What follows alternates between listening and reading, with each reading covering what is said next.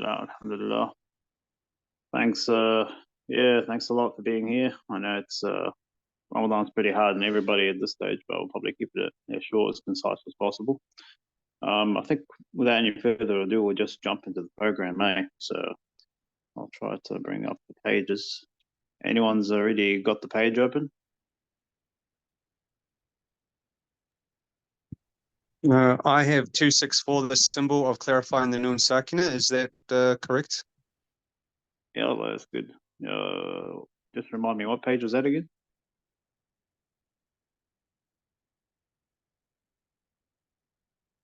Are you there, bro? Yeah, 139.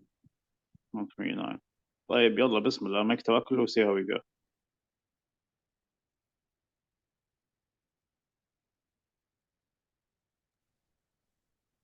Okay, so I start reading a little bit, or? Yeah, Bismillah, man, if you can. Bismillah. The symbol of clarifying the noon sakina.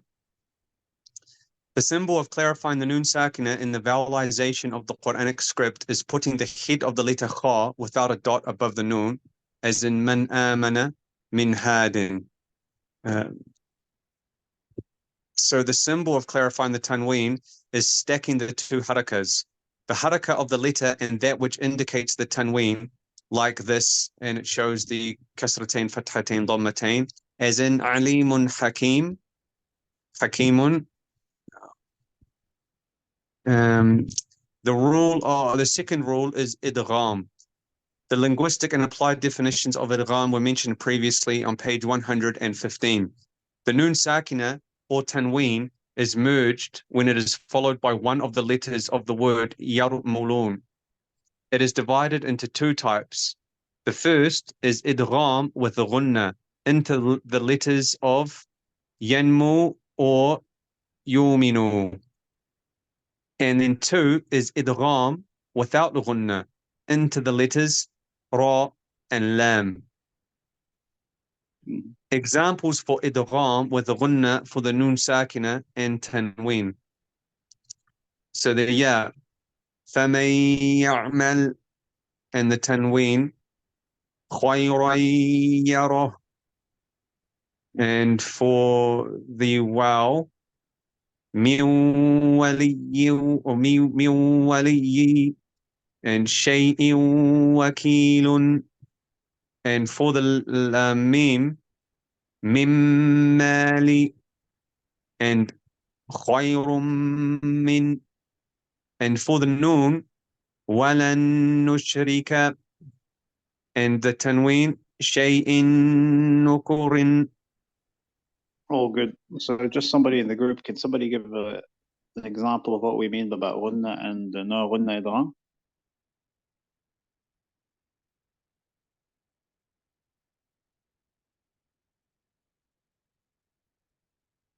Yeah, because this is going to be really critical moving forward. So what does ghunna actually mean?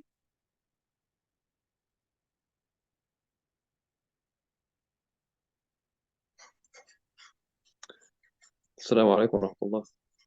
Alaikum salam. Okay. So the ghunna is that nasal sound that you make when Yes. Yeah. That's perfect. And which letters have them and which ones don't? The letters in yanmu. Ya, waw, mim, noon. Yeah, perfect. Yeah. So basically, we said there's 5 letters, and the ra and the lam, there is no nasal sound. You just move straight away. So that's what it means. So what we'll do, I'll get you to carry on, Musa. Inshallah, ya Ustad, Jazakallah khairan. Won't be long, inshallah. No worries.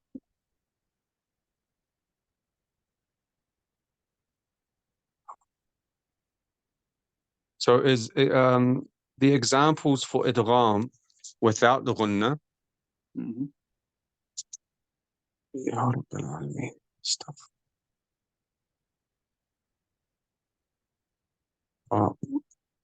I'm waiting for the book again. I've actually lost it. So I've got it here, inshallah. Okay. But take your time, eh? Jazakallah khairan. Yeah, take your time.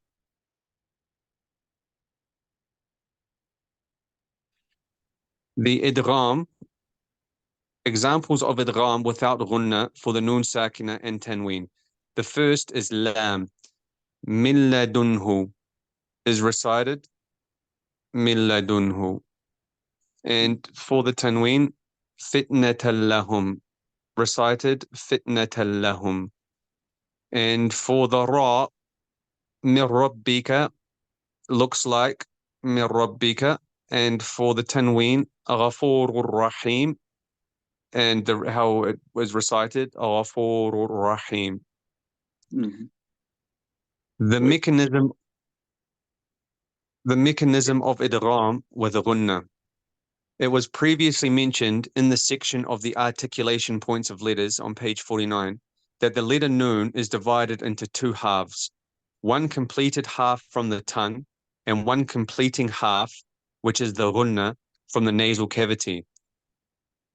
So during the idgham with ghunna, the tongue half changes into the articulation point of the letter following the noon, and the sound of the ghunna remains apparent and prolonged, accompanying the emission of the merged letter. So when the reciter reaches the pronunciation of the letter in which merging is performed, the sound of the prolonged ghunna breaks, as in the following slide. And so here we have status of the two parts of the nun sakina in both cases of idgham. Is that what we're looking at, eh? Yeah, so does anybody have any questions here about the length of the ghunna in this diagram? It's just sometimes you see people doing idgham, but they don't do the ghunna, like when there is a ya, for example. فَمَن يَعْمَلْ فَمَن يَعْمَلْ. There is idgham, but you don't feel like there was a ghunna. Is that still correct, or is that's not right? I mean, Muhammad. I'm going to try to explain it in the simplest names as possible.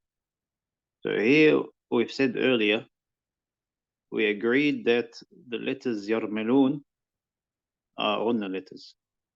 And we said yanmu has ghunna. And the only ones that don't have you don't say min rabbika. You see what I mean? Yeah, it's easier because you can't say ra and a noon at the same time. So yeah, it's my understanding, yeah, it should have the ghunna in it. So some people might take it a bit easy, and that's what I mean about tasheel. They make pronunciation a bit easier. But here, as you can see in the book, it's specifically you got yanmu are the letters of idgham that need the ghunna, and the ra and the lam are ones that you merge straight away without the ghunna, without the nasal sound. So, and the examples we've given is just to facilitate easy pronunciation. Like min rabbika, you can't say min rabbika because otherwise, you have to pronounce one or the other. So yeah, with the ya, it has to be فَمَن يَعْمَلْ. The ghunna has to come out at the same time, and it has to be said as soon as you start merging. You say it straight away. You don't say it after. That's what they mean about the diagram on page 141.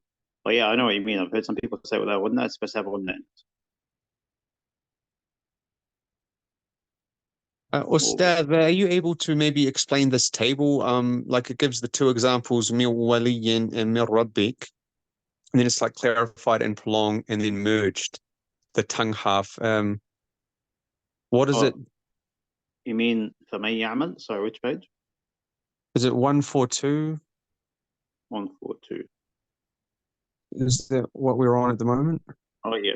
Oh, I was going to use the example of 141. Oh, so 141 basically means you say the ghunna straight away. You don't say it afterwards. So you don't say فَمَن يَعْمَلْ. If you say فَمَن يَعْمَلْ, you say it straight away. So that's what number 141 means. Now, you asked about 142. What's the problem with 142? I'm just wondering what the table is like, the tongue, idgham with the ghunna, the tongue half, the nasal cavity half. Oh, yeah. It's saying merged, clarified, and prolonged.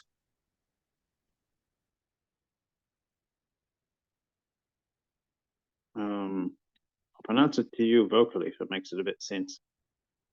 There you go, miwali. So prolonged means two harakat. Clarified, it means the gunna has, you can hear it clearly. So the other one, you say mir rabbika. You can go mir rabbik. You see what I mean? Yeah, and I definitely, alhamdulillah, understood. I just trying to understand the tongue half part and the juz'ul lisan. Maybe it's alhamdulillah, I understand the rule, but I just some of these tables are a little bit confusing. Yeah, I do. No, I do get what you mean. I think, to be honest, I've seen clearer tables, but basically, the thing to remember, if it's got a gunna, you have to make the gunna twice as long. Miwali, may ya'mal. You have to have two things. It has to be two harakat long. It has to have a nasal sound. But if it's got a lam and a ra, obviously it's a quick jump into it. Mir rabbika. You know, straight into it, and there is no nasal sound because it's going to be actually harder to say it that way. I hope that's clarified. Yeah. So that's just to remember. So the letters, just if you can memorize the letters yanmu are the ones with the gunna, and the lam and the ra don't have any gunna. And anything with gunna is harakat long. That's all good. Sweet. All good.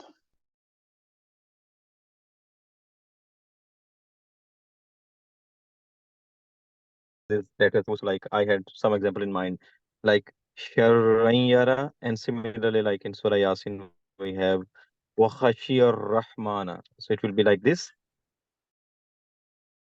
Rahmana or Khashiyar Rahman. Means should I have a nasal sound? Khashiyar Rahmana. Khashiyar Rahmana straight up idgham. You can't say Khashiyar Rahmana because that's not how the Arabs normally talk. You see what I mean? So it's so it's if it's a ra and a lam, like so min ladunhu. You don't say min ladunhu. So it's just remember the lam and the ra. Sorry, I forgot. Ya Ar-Rahman. It's Alif Lam. I thought it's direct. Yeah, but Sharayara it will applicable. It will be applied, right? Exactly. Yeah. So the key word to remember is yanmu.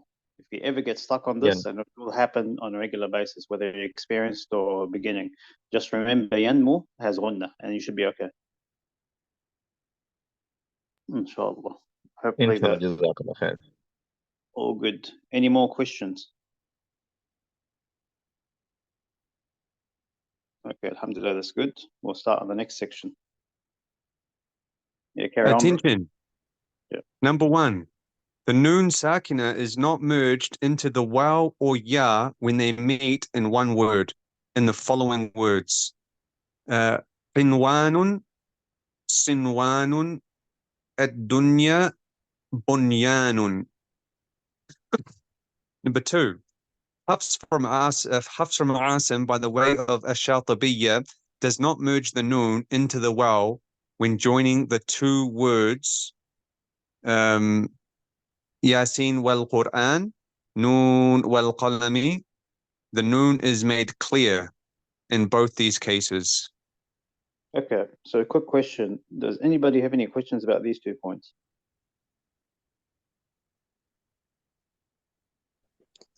Just seems like the exceptions to the rule, I think. Yes, that's perfect. So what probably the trick question I'm probably going to ask you now is why can't you have idgham of qinwan and sinwan?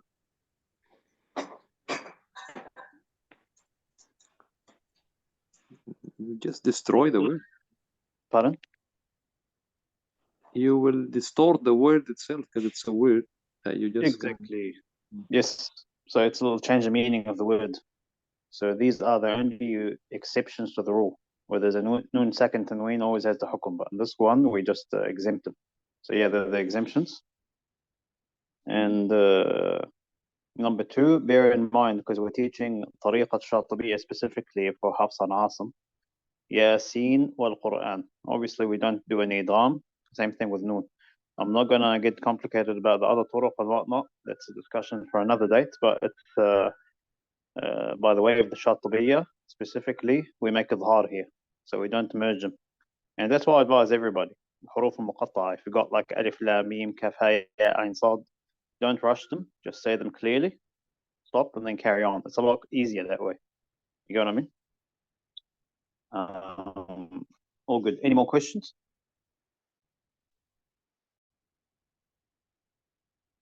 Okay. Carry on, bro. The sign of complete idgham of the Noon Sakina. The sign of the complete idgham of Noon Sakina into the letters Noon, Mim, Lam, Ra is to remove the sign of Sukoon from the Noon while stressing the next letter, as in Walan Nushrik wa Mimmal Min Ladun Min Rabbik. There's a shadda. The sign of complete idgham of Tanween. The sign of complete idgham of the tanween into the letters Noon, Mim, Lam, Ra is the two vowelization signs following each other. So the vowelization of the letter and the one indicating the tanween and stressing the next letter, as in Shay'in Nukur, Khayrun Min, or Khayran Lakum, or Ghafurur Rahim. The sign of complete idgham of the Noon Sakina. The sign of complete idgham of the Noon Sakina into the letters Waw and Ya is to remove the sign of the Sukoon from the Noon without stressing the next letter, as in Miwali or Famay Ya'mal. The sign of the incomplete idgham of the Tanween. The sign of the incomplete idgham of the tanween into the two letters waw and ya is the two vowelization signs following each other. The vowelization of the letter and the one indicating the tanween, like this, and the examples are shown dhammatain, fathatain, kasratain, without stressing the next letter, as in sinatun wala naum, or shay'in wakil, or وجوه يومئذ or خيرا يره. So the third rule, qalb. Linguistically, it means to change something. The applied definition is the changing of the noon sakina or the tanween when followed by a ba into a hidden meme with the gunna.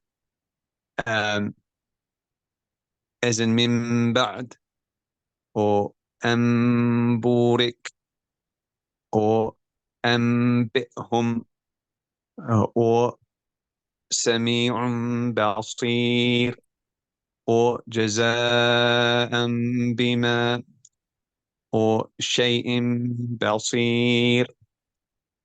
The sign of changing the noon sakina. The sign of changing the noon sakina in the vowelization of the Quranic script is putting a small meme above the letter noon instead of the sukoon, like this, and it shows the example.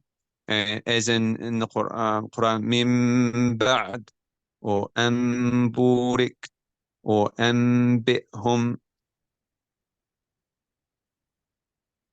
The sign of changing the tanween. The sign of changing the tanween in the vowelization of the Quranic script is putting a small meme instead of the second haraka, as is the haraka indicating the tanween, like this. And it shows the dhamma, the fathatain, the kasratain with a meme as the second haraka. Some examples are Sami'un Basir, or Jaza'an Bima, or Shay'in Basir. And the fourth rule is ikhfa. The linguistic and applied definitions of ikhfa have already been mentioned in page 131. The noon sakina and tanween are hidden with a gunna at 15 letters, collected in the beginning letters of the words of this line of verse by Sheikh Sulaiman al-Jumzuri, who was alive in 1198 after Hijr. And it is Sif ذاتنا كم جاد شخص قد سما دم طيبا زد في ثقا ضعط ظالما. Yeah, so basically for ikhfa, that's basically the line that you're expected to kind of maybe memorize to help you memorize letters of ikhfa. So it's 15 letters. That's pretty much, I think, the summary of iqlab, ikhfa, and idgham. More I can tell. Inshallah, I'll just get you to cover a few examples because it's going to be in the practical session. But basically, this is all the ahkam of all three. So we'll go to the next page. So examples of hiding the noon sakina and tanween. Which should I go through them all, Ustad, or? I don't know. Just go probably through the first three. Just make it straightforward.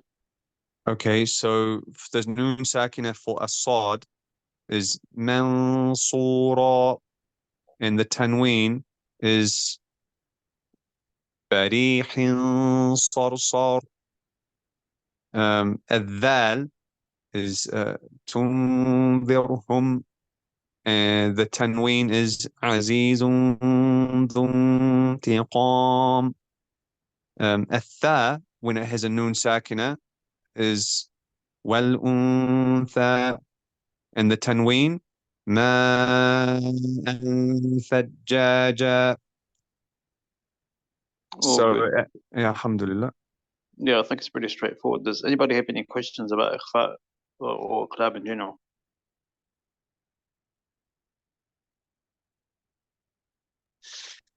Just a quick question. The ikhfa is going to be a little bit different depending on which letter is coming after it, eh? Is that correct?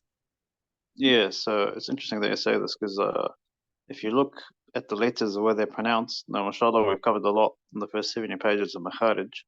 We've shown everybody where the sad comes from, and the jim and the sheen, the ta. Some letters come from in front of the mouth, some of them at the back, some of them in the middle. The key thing to remember is there's different levels of ikhfa. Now, I'm not going to try to overwhelm you, but just to remember this for the future. People say, what do you mean by levels of ikhfa? I'm telling them, look, the closer the letter is to the makhraj of the noon, the bigger the ikhfa is. Oh, astaghfirullah, I'm trying to remember. Yes. So what you're trying to do, basically, the noon comes from the front. It's got this nasal sound like the gunna that we said. So basically, if it's really close to the noon, you're trying to hide it.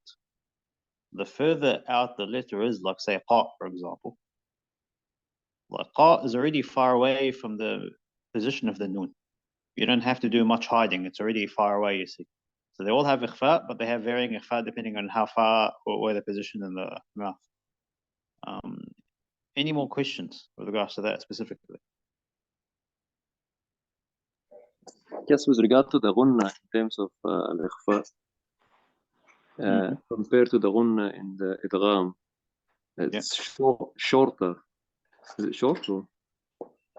Gunna, let me remember. Oh, gunna. Sorry, you were saying, brother? Because in the ikhfa, you still have to do gunna, right? It's got like a nasal sound to it. Yeah, the gunna. It's basically the same. I tell people the same length. Just same length. Remember that. Yeah. Okay. The only thing you don't want to do is overdo the gunna. So yeah, it's we'll get to that later, inshallah. But yeah, it's the same length that all the other ahkam. Idgham, ikhfa, iqlab, they're all the same length. Yeah. Hopefully that answers it. Yeah, jazakallah. Ajma'in. So I'll go to the. Any more questions?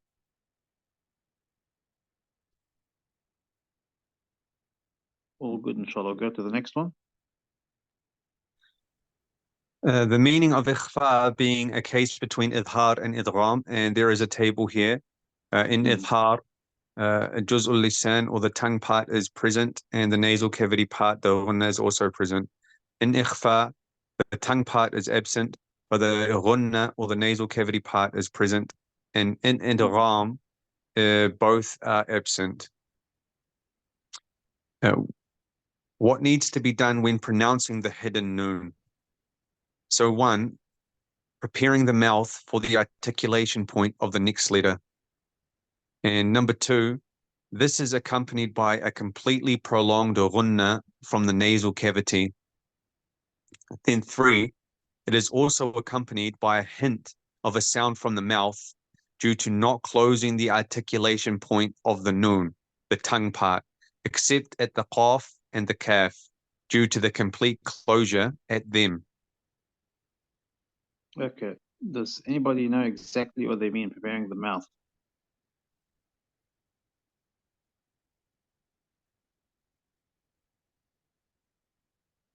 How would you explain it in preparing the mouth for ghunna?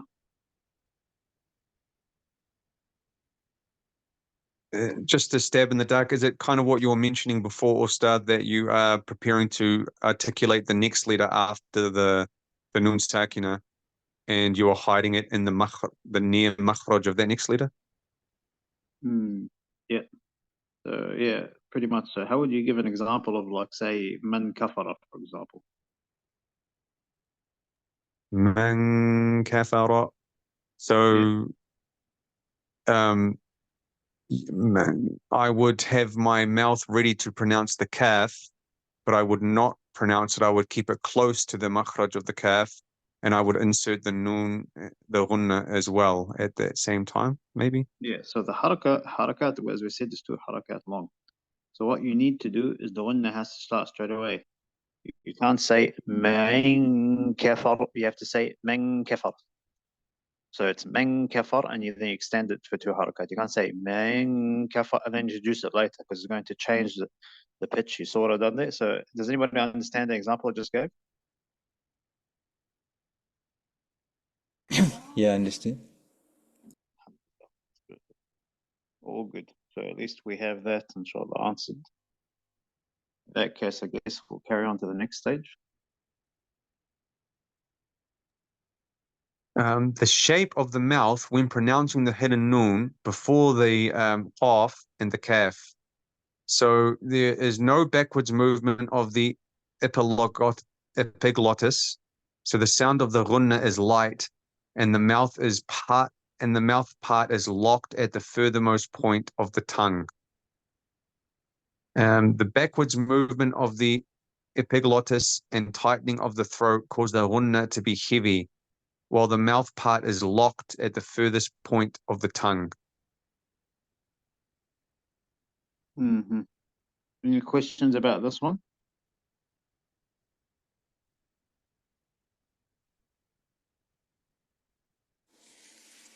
Maybe 2 contrasting examples will make it clearer, I think. Yeah, so here, what we're trying to do, to cut a long story short, with the example that you have, what you're trying to do is, my humble understanding is, you're trying not to kind of exaggerate the nasal sound in this case. So, for example, so you see it's the left and the right examples. You got man kana and qab. So mang is on the left and the kaf. You can see it's really light. The one that is not heavy at all, and it jumps straight into the kaf. Kaf is a light letter, and as a result, it produces a lighter one. The one on the right with qab, for example, the qaf, the next letter is a qaf. It's heavy and produces a heavy one. So what we're trying to tell people is that sorry. So what we're trying to tell people at the end of the day, the ikhfa, whether it's heavy or light, is going to depend on the letter that's after the nun sakin in this example. So if, there's basically 2 types of ikhfa, a heavy one and a light one, and that could happen only if the sifa of the letter comes after it is heavy or light. So I hope that explains it in detail. So the 15 letters, they can either sound heavy or light when you do ikhfa. Any questions on that point? Jazakallah, very clear.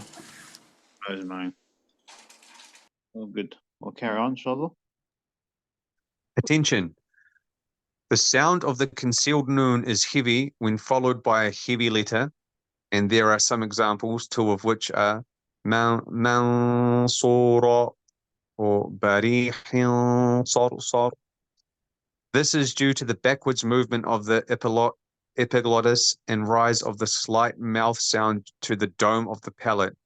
Its sound is light when followed by a light letter, as in al-insan khamsatun sadisuhum.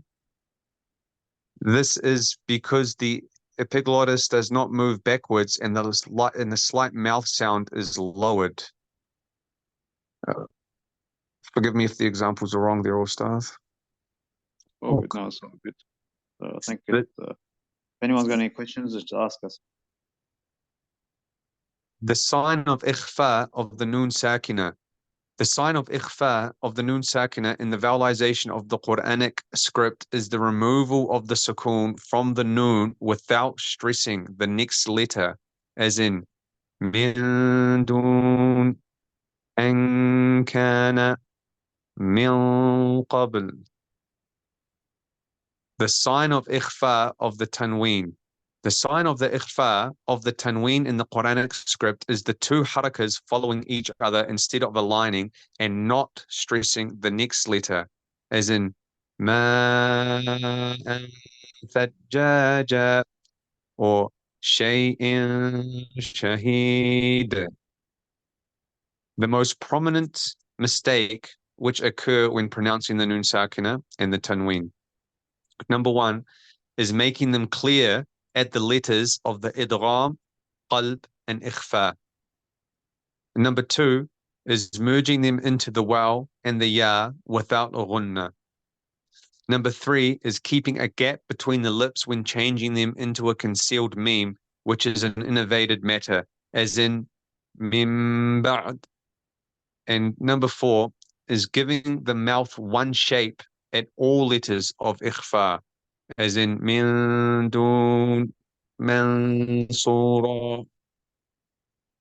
And five, prolonging the duration of their ghunna more than required, as in min had or min qabl falan nazidakum. And six, concealing them at the letters ghain and kha in a recitation other than that of Abu Ja'far, as in ajarun ghayr or min khayr. So yeah, just letting you guys know, point 6 is don't compare it to other qira'at. We're reading Hafs and Asim. Point 5 doesn't happen very often unless you get people, if they have musical recitations, they tend to cut corners in that one. So they'll go up and down, and then they'll extend it to a half a haraka. And, most people don't notice that.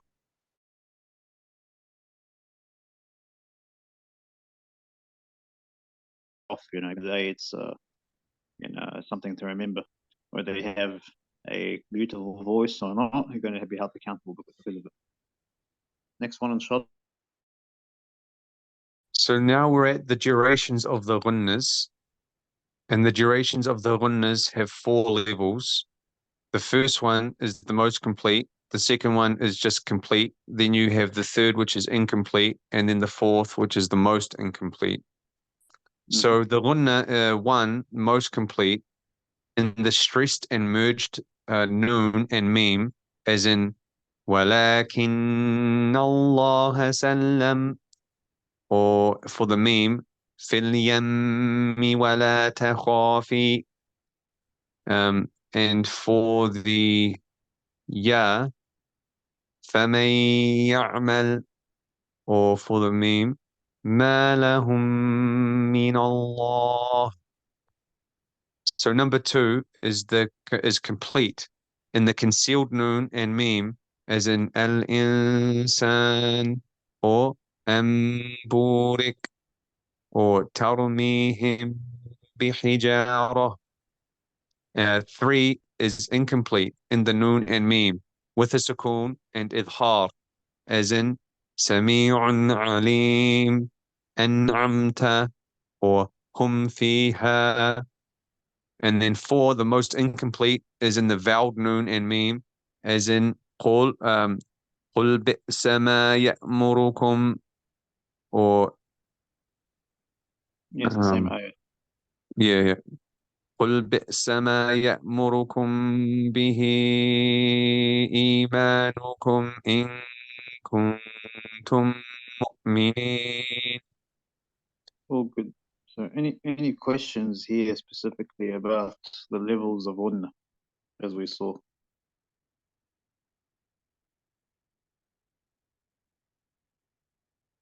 So basically, they're all the same durations, just that they have different strength.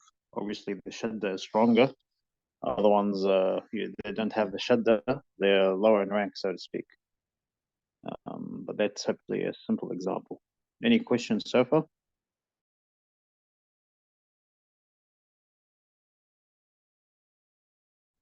Okay. Attention. The proportion among the durations realized whatever the speed of reading might be, whether it is tahqiq or whether it is tadwir or whether it is hadir.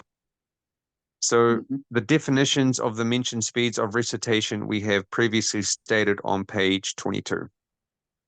Yep. The lengthenings. Definition of mad or a lengthening. Linguistically, it means to